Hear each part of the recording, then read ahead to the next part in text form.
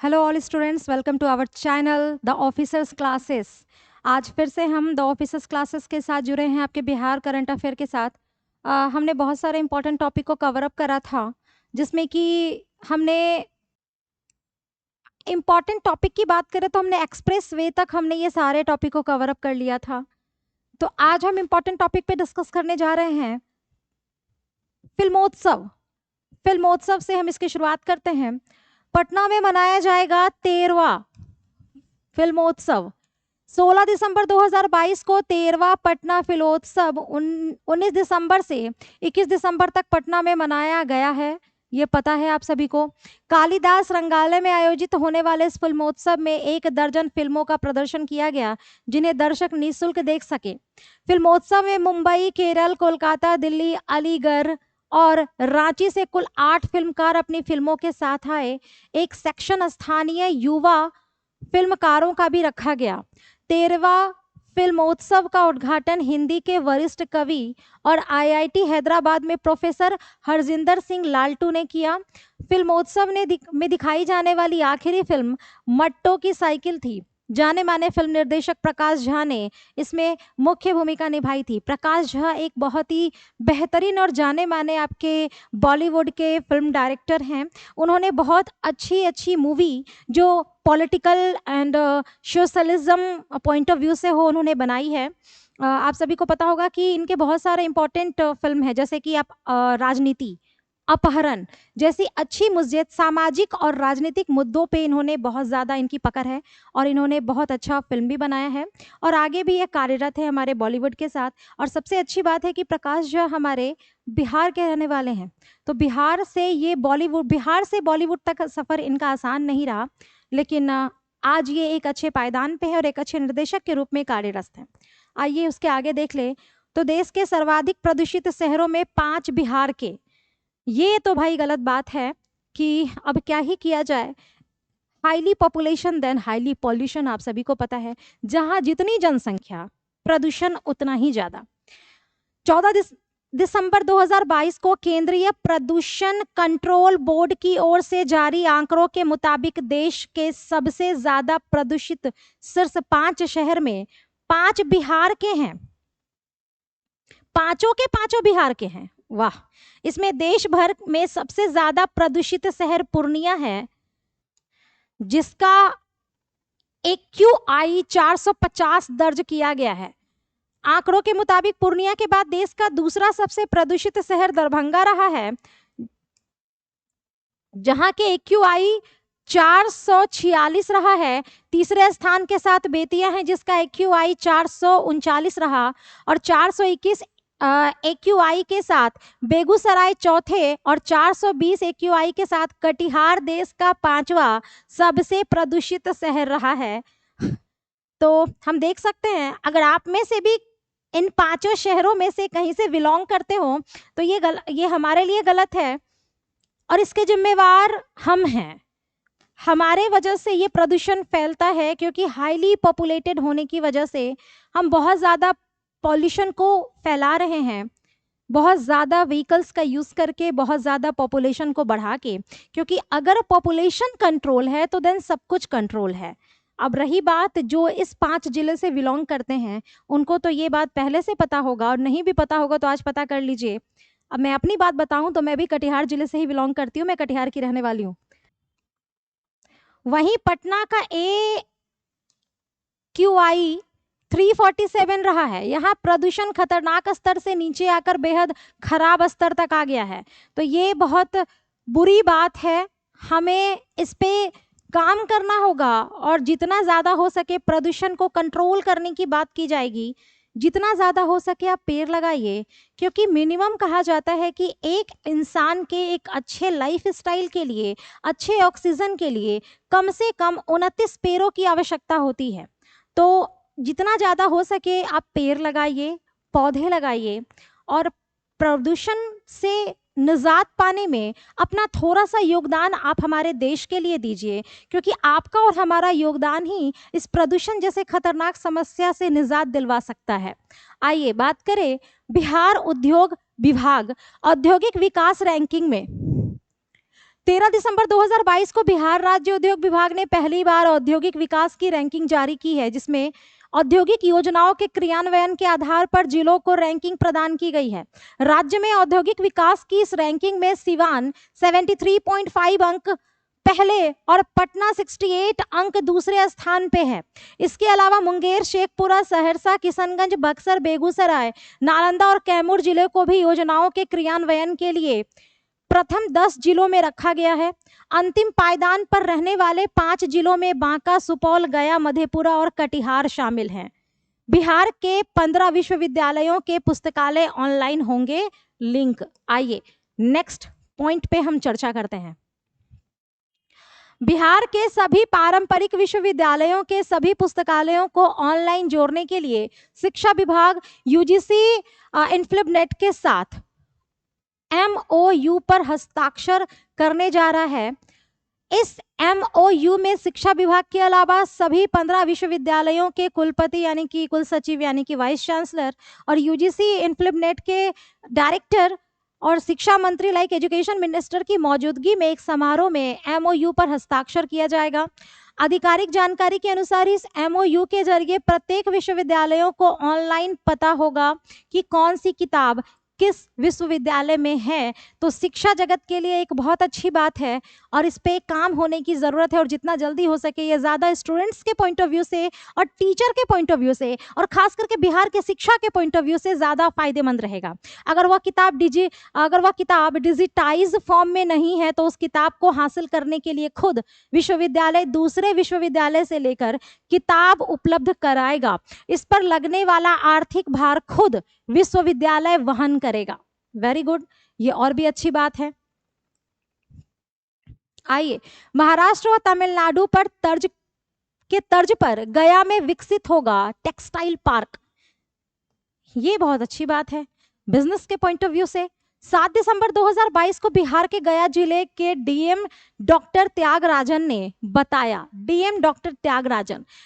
कि गया में मानपुर के शादीपुर बालूघाट के समीप महाराष्ट्र व तमिलनाडु के तर्ज पर टेक्सटाइल पार्क विकसित किया जाएगा। इस पार्क के लिए चिन्हित लगभग 23 एकड़ जमीन को अतिक्रमण मुक्त कराने का आदेश दिया गया है।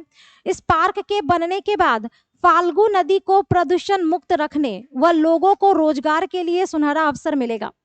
वर्तमान में कपड़ा रंगाई का रंगीन पानी नदी में ही गिराया जाता है, जिसको लेकर कई बार शिकायत की गई है। चलिए नेक्स्ट आगे बढ़ते हैं। सब जूनियर कॉमनवेल्थ पावर लिफ्टिंग प्रतियोगिता। बिहार के पटना जिले के कृतिराज सिंह ने न्यूजीलैंड में संपन्न सब जूनियर कॉमनवेल्थ पावर लिफ्टिंग प्रतियोगिता में 6 स्वर्ण पदक जीतकर बिहार व देश का नाम रोशन किया है। खेल जगत की अगर बात करें तो बिहार अग्रसर रहा है शुरू से ही और आने वाले समय में और ज़्यादा अग्रसर रहेगा। और बहुत ज़्यादा आप स्पोर्ट्स में देखें, चाहे वो कबड्डी की बात हो या अभी क्रिकेट जगत की बात हो या फिर और कॉमनवेल्थ गेम की बात हो, तो इन सारे में अब बिहार भी धीरे धीरे डेवलपमेंट की ओर जा रहा है और बिहार के भी बहुत सारे खिलाड़ी अब अंतर्राष्ट्रीय खेल के साथ रजत और स्वर्ण पदक के साथ देश का नाम गौरवान्वित कर रहे हैं। तो ये एक बहुत अच्छी बात है हमारे स्पोर्ट्स के पॉइंट ऑफ व्यू से भी।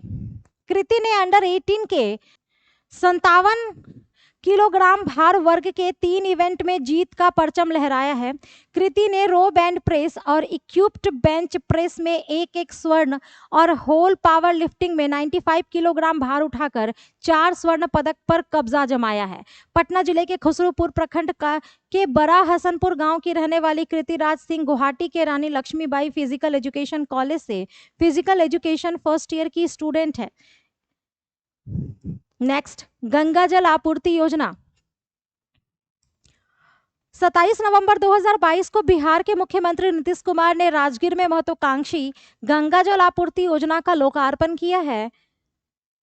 दूरगामी अभियान जल जीवन हरियाली के तहत गंगा नदी के अधिशेष जल को दक्षिण बिहार के जल संकट वाले शहरों तक ले जाकर पेयजल के रूप में उपयोग कराने की यह मुख्यमंत्री की अनूठी परिकल्पना है। दिसंबर 2019 में गया में हुई कैबिनेट की विशेष बैठक में अति महत्वाकांक्षी गंगा जल आपूर्ति योजना को मंजूरी दे दी गई थी।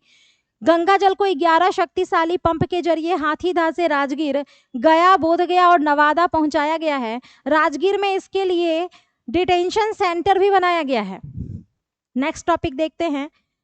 गंगा जल पाइपलाइन के जरिए 151 किलोग्राम सफर तय करके राजगीर, गया, बोधगया के जलाशयों में पहुंचा है, जहां से यह शोधित होकर शुद्ध पेयजल के रूप में रोज लाखों लोगों की प्यास बुझाएगा। Next, IIT Patna B Tech MBA की पढ़ाई 22 नवंबर 2022 को national institute of industrial engineering यानी कि नीटी मुंबई के साथ आईआईटी पटना ने इंटीग्रेटेड डुअल डिग्री प्रोग्राम के लिए एमओयू साइन किया है, जिसके तहत आईआईटी पटना के छात्र अब बैचलर ऑफ टेक्नोलॉजी यानी कि बीटेक के साथ साथ मास्टर ऑफ बिजनेस एडमिनिस्ट्रेशन यानी कि एमबीए की पढ़ाई भी कर सकते हैं। यानी कि अब एमबीए की पढ़ाई के लिए आपको बिहार के बाहर जाने की जरूरत नहीं है, अब बिहार में ही वो सारी सुविधाएं मुहैया कराई जाएंगी। छात्र एमबीए के विभिन्न छात्रों में विशेषज्ञता प्राप्त कर सकते हैं। Student marketing, business, finance, project analytic, नवाचार और उद्यमिता के साथ साथ 10 अलग अलग क्षेत्रों की विशेषता हासिल कर सकेंगे। समझौता ज्ञापन के अनुसार दोनों संस्थान अपनी अपनी क्षमता के आधार पर स्टूडेंट्स को प्रशिक्षित करेंगे। चलिए नेक्स्ट, बिहार में फिल्म निर्माण क्षेत्र को सब्सिडी 21 नवंबर 2022 को बिहार में फिल्म निर्माण को प्रोत्साहन देने के लिए राज्य सरकार ने फिल्म निर्माण क्षेत्र को भी उद्योग का दर्जा देने हेतु नई पॉलिसी बनाई है। उद्योग का दर्जा देने हेतु नई पॉलिसी बनाई है। इस नीति के तहत अगर कोई निर्माता अपनी फिल्म की 75% शूटिंग बिहार में करता है तो उसे लागत के हिसाब से सब्सिडी दी जाएगी। फिल्म निर्माण संबंधी सभी तरह के क्लियरेंस लेने के लिए सिंगल विंडो सिस्टम का प्रावधान किया गया है। इसके लिए बिहार फिल्म निर्माण निगम को नोडल एजेंसी बनाया गया है। नई फिल्म नीति में मल्टीप्लेक्स और सिनेमा हॉल में इंफ्रास्ट्रक्चर बढ़ाने के लिए भी सब्सिडी देने का प्रावधान किया गया है। यानी कि फिल्म जगत के लिए भी बिहार प्रगतिशील कदमों की तरफ बढ़ रहा है। VVI very very important Bihar में बनेगा, वेरी वेरी इंपॉर्टेंट हो सकता है, ये आपके क्वेश्चंस में पूछे जा सकते हैं इससे रिलेटेड सवाल। बिहार में बनेगी सीता माता की 251 फीट ऊंची प्रतिमा। बिहार के सीतामढ़ी जिले के राधोपुर बखरी में सीता माता की 251 फीट ऊंची प्रतिमा स्थापित की जाएगी। इसका निर्माण रामायण रिसर्च काउंसिल द्वारा करवाया जाएगा। राधोपुर बखरी के महंत के काउंसिल को 18 एकड़ 40 डिसमिल की जमीन दान में दी गई है। इसके अतिरिक्त आसपास के किसानों ने भी करीब 6 एकड़ की जमीन देने का एग्रीमेंट किया है। कुल मिलाकर काउंसिल ने अब तक 39 एकड़ भूमि का एग्रीमेंट लिया है। सीता माता की प्रतिमा के प्रचार प्रसार के लिए 14 जनवरी से रथ यात्रा रवाना की जाएगी। यह रथ यात्रा पूरे देश में भ्रमण करेगी। हमने शिवलिंग के बारे में भी देखा था कि विश्व का सबसे ऊंचा शिवलिंग आपके पश्चिमी चंपारण में बनाया जाएगा। और अब माता सीता की भी बात आ गई है कि माता सीता की भी सबसे ऊंची प्रतिमा हमारे बिहार में ही स्थापित की जाएगी। कहाँ? तो आपके उनके जन्मस्थल सीतामढ़ी में, क्योंकि रामायण के मान्यता के अनुसार पता है कि राजा जनक को सीतामढ़ी के खेत में ही, किसान के खेत में जब वो अपने खेत में गए तो वहीं जमीन के नीचे से माता सीता निकली थी। ये हमारे रामायण के अनुसार है। तो एक ऐतिहासिक रूप से ये एक विचार है जो कि रखा गया कि उनके ही जन्मस्थल पर उनकी विश्व की सबसे ऊंची प्रतिमा वहीं बनाई जाएगी। चलिए नेक्स्ट बात करते हैं। हर जिला मुख्यालय में सिमुलतला मॉडल स्कूल 18 नवंबर 2022 को बिहार के शिक्षा मंत्री प्रोफेसर चंद्रशेखर यादव ने बताया कि शिक्षा की गुणवत्ता में सुधार की दिशा में राज्य के हर जिला मुख्यालय स्तर पर सिमुलतला आवासीय विद्यालय के तर्ज पर स्कूल खोले जाएंगे। सिमुलतला आवासीय विद्यालय बिहार में जमुई जिला के झाझा ब्लॉक के सिमुलतला में स्थित है। इसकी स्थापना 9 अगस्त 2010 में की गई थी। इस विद्यालय ने कई टॉपर्स दिए हैं तथा इस स्कूल में प्रवेश परीक्षा के जरिए प्रवेश दिया जाता है। सिमुलतला आवासीय विद्यालय में 6वीं कक्षा से 12वीं कक्षा तक शिक्षा प्रदान किया जाता है। हर साल छात्रों को एक इंट्रा स्टेट प्रतियोगी परीक्षा के आधार पर चुना जाता है, जिसमें 60 लड़कों और 60 लड़कियों को कक्षा 6वीं में प्रवेश के लिए चुना जाता है। आइए नेक्स्ट पॉइंट की तरफ बढ़ते हैं। हर जिले में भूकंप क्लिनिक, बहुत बढ़िया बात है, ये एक बहुत अच्छी बात है जो बिहार सरकार ये कदम उठा रही है प्राकृतिक आपदा से निवारण के लिए, जिसमें कि सबसे इम्पोर्टेंट अहम भूमिका भूकंप के लिए भी निभाई जाएगी। यानी कि हर जिले में भूकंप क्लिनिक, बिहार सरकार ने भूकंप से बचाव के क्रम में राज्य के हर जिले में भूकंप क्लिनिक खोलने का फैसला किया है। इस पहल के तहत राज्य की राजधानी पटना, मुजफ्फरपुर और भागलपुर में यह क्लिनिक खुल चुके हैं। भूकंप क्लिनिक में राष्ट्रीय आपदा प्रबंधन बल की टीम, राष्ट्रीय आपदा प्रबंधन बल की टीमें लोगों को इस खतरे से आगाह कराती है। वे इसके लिए मॉक ड्रिल आदि करती है। भूकंप आने के समय कैसे अपना बचाव करें, इसकी ट्रेनिंग भी भूकंप क्लिनिक में दी जाती है। यानी कि अब इस तरह के आपदा से भी आप निजात पा सकते हैं। भूकंप अपने आप में एक बहुत गंभीर नेचुरल डिजास्टर है। अगर इसके स्पीड में कंट्रोल की बात हुई, अगर ये 7 के स्पीड तक आता है या 7.5 के स्पीड तक आता है तो ये बहुत ही ज़्यादा विध्वंसक हो सकता है। यानी कि अगर 3 से लेके 4 स्पीड तक आता है तो आप अपना बचाव बहुत अच्छे तरीके से कर सकते हैं, क्योंकि ये बहुत ज़्यादा विध्वंसक नहीं होता है। एक जानकारी मैं आपको और बता दूं कि अर्थक्वेक आने के पहले, जैसे अर्थक्वेक आने वाला होता है तो आपके एनवायरनमेंट में एक इंपॉर्टेंट गैस फैलती है, उस गैस का नाम रेडॉन है। अगर आपको पता ना भी होगा और होगा भी तो एक रिवीजन के लिए मैंने पॉइंट ऑफ व्यू से बता दिया है। रेडॉन गैस जब आपके एनवायरनमेंट में फैल जाती है तो पता चल जाता है कि स्पेसिफिक इसी एरिया में भूकंप आने वाला है। अब वो कितनी तीव्रता से आता है, इस तीव्रता के मापन के लिए हमने रिक्टर स्केल को बनाया है। एक मर्केली स्केल भी होता है जो अर्थक्वेक के मैग्नीट्यूड को बताती है। यानी अगर हम स्पीड की बात करें तो उसके लिए रिक्टर स्केल है, और किस तरंग के माध्यम से भूकंप आया है ये हमें मर्केली स्केल बताती है। आइए उसके आगे देख लेते हैं। नितिन गडकरी द्वारा विभिन्न परियोजनाओं का उद्घाटन 14 नवंबर 2022 को केंद्रीय सड़क परिवहन एवं राजमार्ग मंत्री नितिन गडकरी ने बिहार के बक्सर में 3,390 करोड़ रुपए की 2 राष्ट्रीय जलमार्ग परियोजनाओं का उद्घाटन और रोहतास में एलिवेटेड पुल का शिलान्यास किया है। राजमार्ग 922 पर 1,662 करोड़ रुपए की लागत से 44 किलोमीटर लंबा 4 लेन वाला कोइलवर और भोजपुर खंड तैयार किया गया है।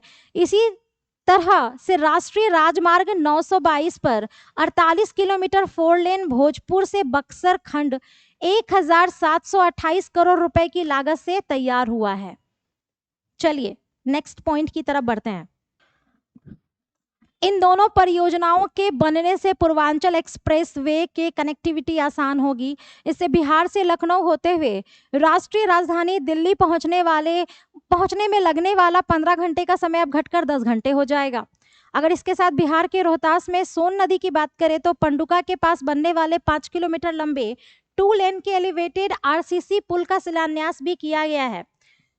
नेक्स्ट, इस पुल के निर्माण से राष्ट्रीय राजमार्ग 19 और राष्ट्रीय राजमार्ग 39 सीधे जुड़ जाएंगे। पुल के बनने के बाद बिहार, झारखंड, उत्तर प्रदेश और छत्तीसगढ़ के बीच यातायात का आवागमन भी सुगम बनेगा। चलिए नेक्स्ट पॉइंट, 2025 तक 160 पर्यटन स्थल का विकास।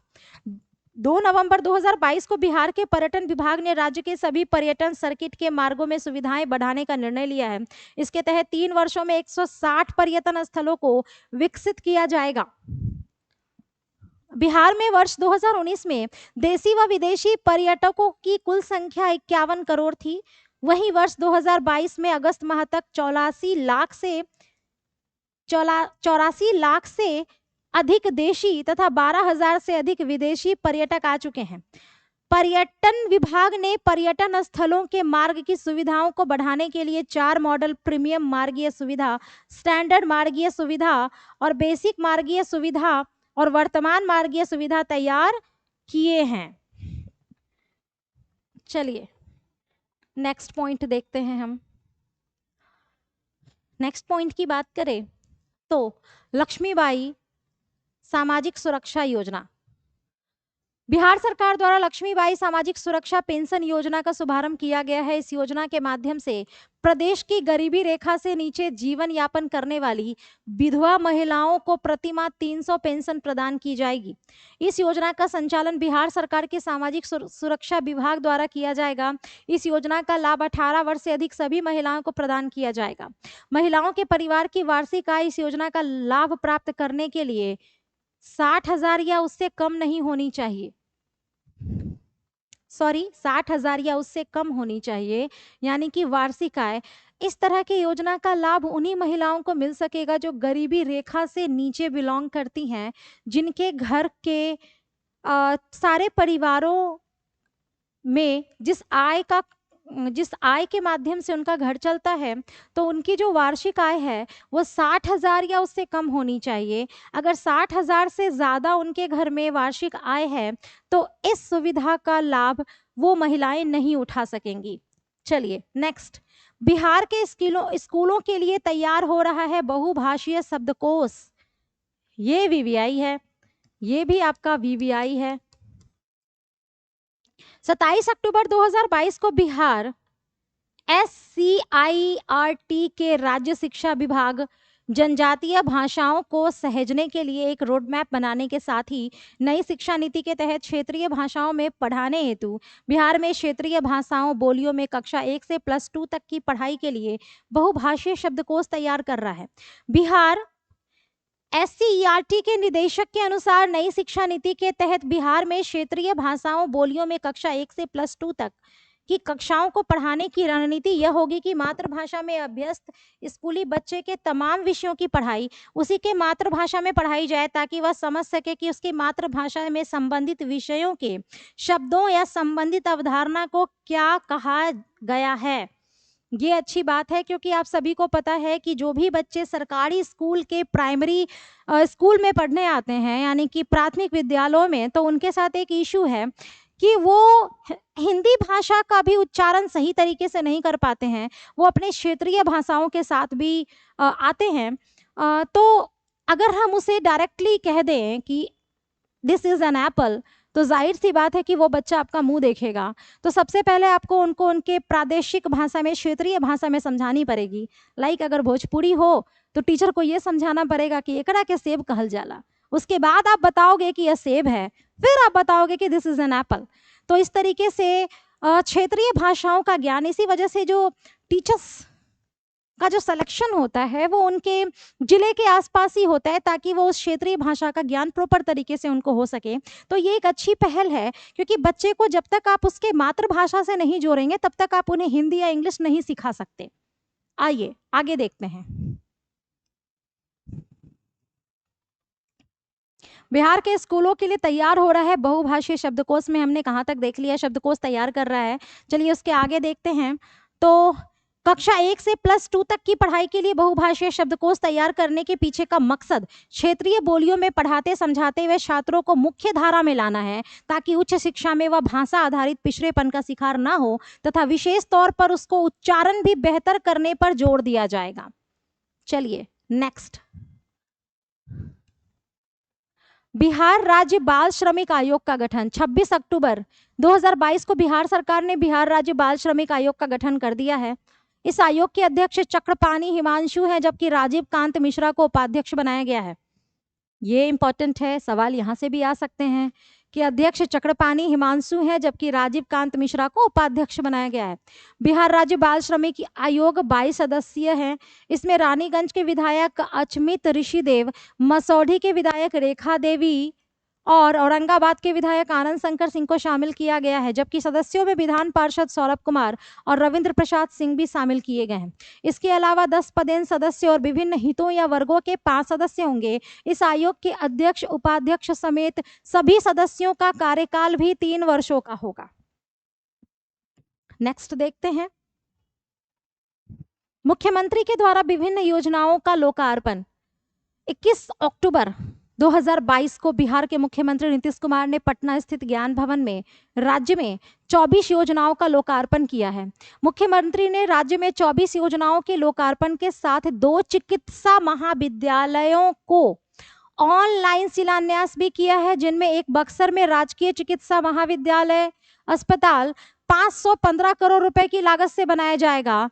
यानी कि पहला बक्सर में और दूसरा बेगूसराय में राजकीय चिकित्सा महाविद्यालय अस्पताल बनेगा। मुख्यमंत्री ने इस दौरान बिहार में डिजिटल हेल्थ योजना का शुभारंभ किया है तथा 9,469 चयनित स्वास्थ्य कर्मियों को नियुक्त पत्र भी वितरित किए गए हैं। नेक्स्ट पॉइंट, बिहार में अति पिछड़ा वर्ग आयोग गठित। 19 अक्टूबर 2022 को राज्य सरकार ने जदयू के वरिष्ठ नेता डॉक्टर नवीन चंद्र आर्या की अध्यक्षता में अति पिछड़ा वर्ग आयोग का गठन किया है। यह आयोग सुप्रीम कोर्ट के दिशा निर्देशों के अनुसार निकाय चुनाव में अति पिछड़ों के लिए आरक्षण का अनुशंसा करेगा। आयोग के अन्य सदस्यों में अरविंद निषाद, विनोद भगत, ज्ञानचंद्र पटेल तथा तारकेश्वर ठाकुर शामिल होंगे। पहली बार इस आयोग का गठन 2006 में किया गया था। आयोग को रिपोर्ट देने के लिए अधिकतम 3 महीने का समय दिया गया है। सभी जिले में बालिका रक्षा गृह की स्थापना, ये एक इम्पॉर्टेंट टॉपिक है। 15 अक्टूबर 2022 को बिहार राज्य के समाज कल्याण विभाग द्वारा राज्य के सभी जिले में एक एक बालिका रक्षा गृह खोलने का निर्णय लिया गया है। उल्लेखनीय है कि पटना में एक रक्षा गृह का संचालन हो रहा है। नए रक्षा गृह में एक साथ 50 लड़कियों के रहने की व्यवस्था की जाएगी।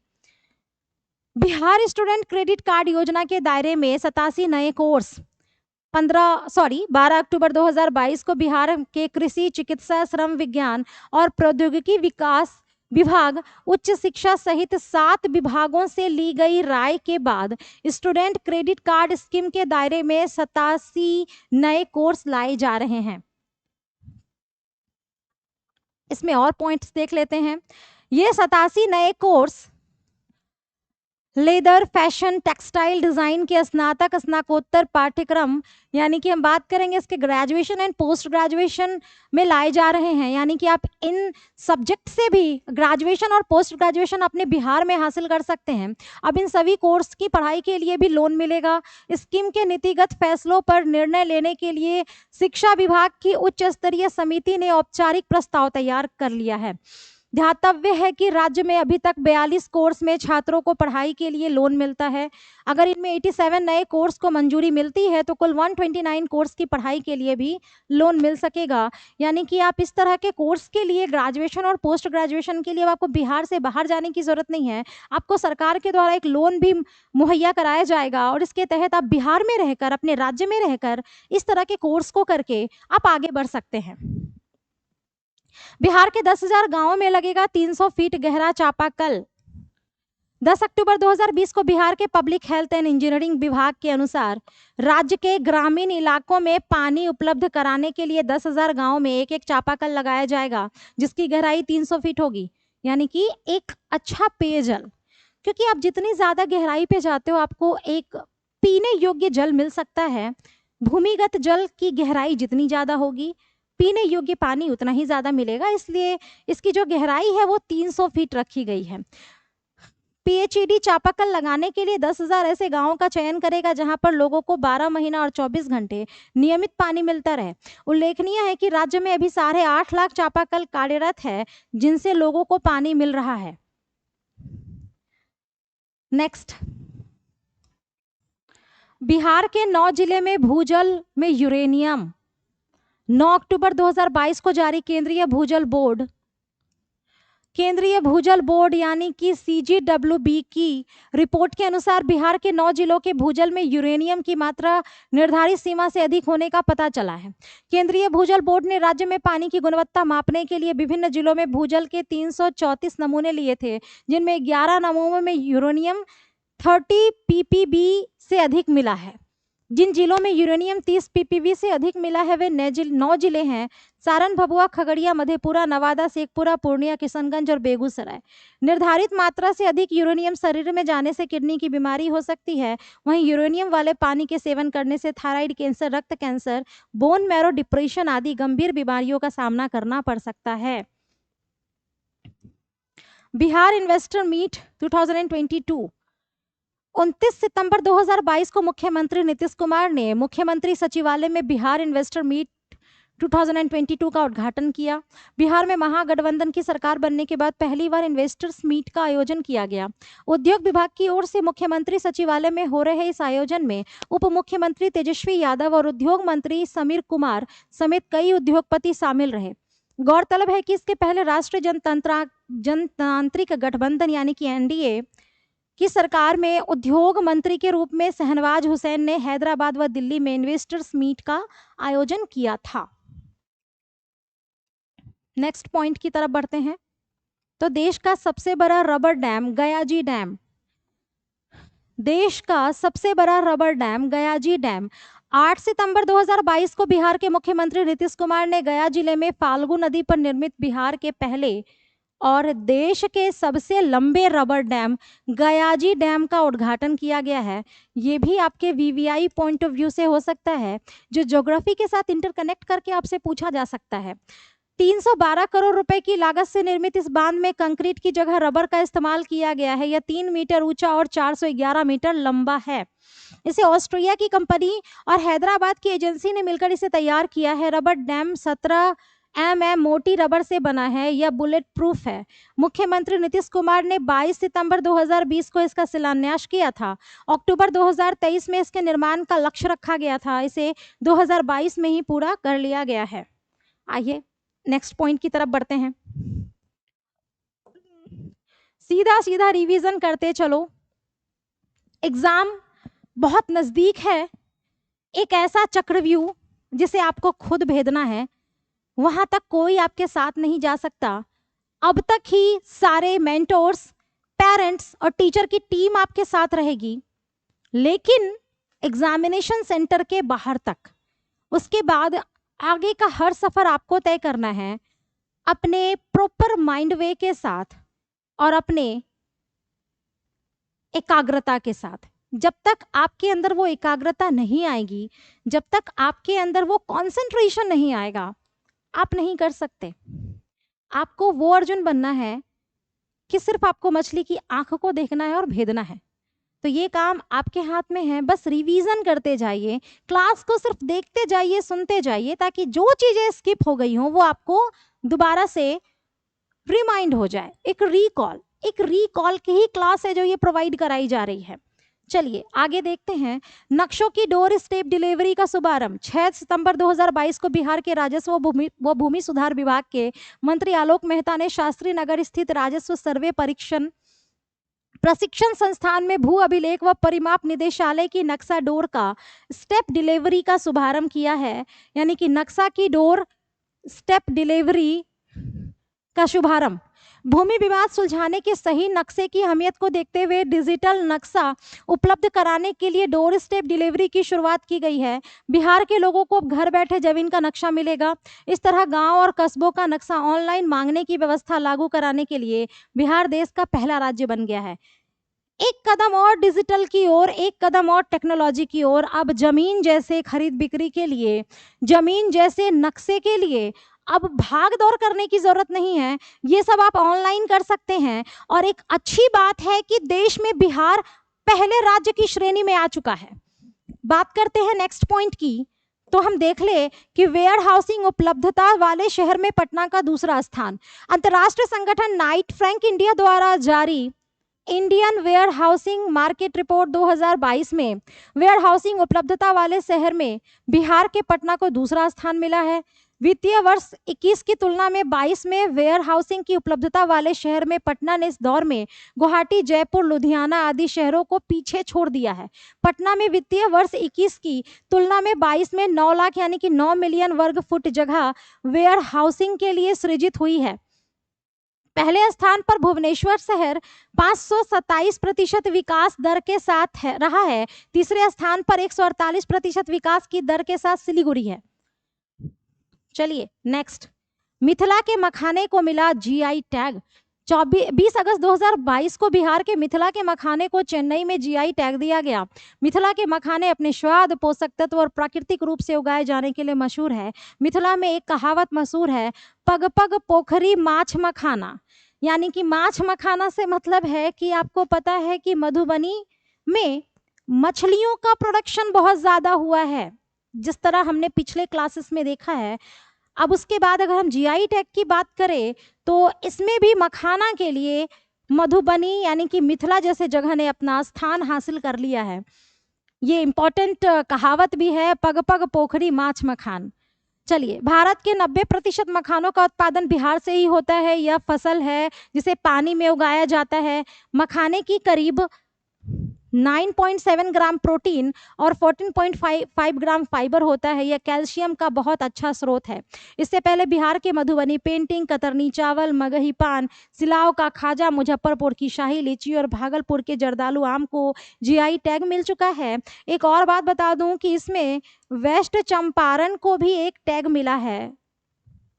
वेस्ट चंपारण को भी मिर्चा चावल के लिए जीआई टैग मिल चुका है। मिर्चा राइस के लिए भी जीआई टैग मिल चुका है, जो हमने लास्ट क्लास में पढ़ा है। और जिनके क्लास स्किप हो गए हैं वो इसको नोट डाउन कर ले, ठीक है। तो आज के क्लास को यहीं खत्म करते हैं। नेक्स्ट क्लास के साथ फिर मिलते हैं। 1 से लेके 2 दिन हमारे साथ और जुड़े रहिए।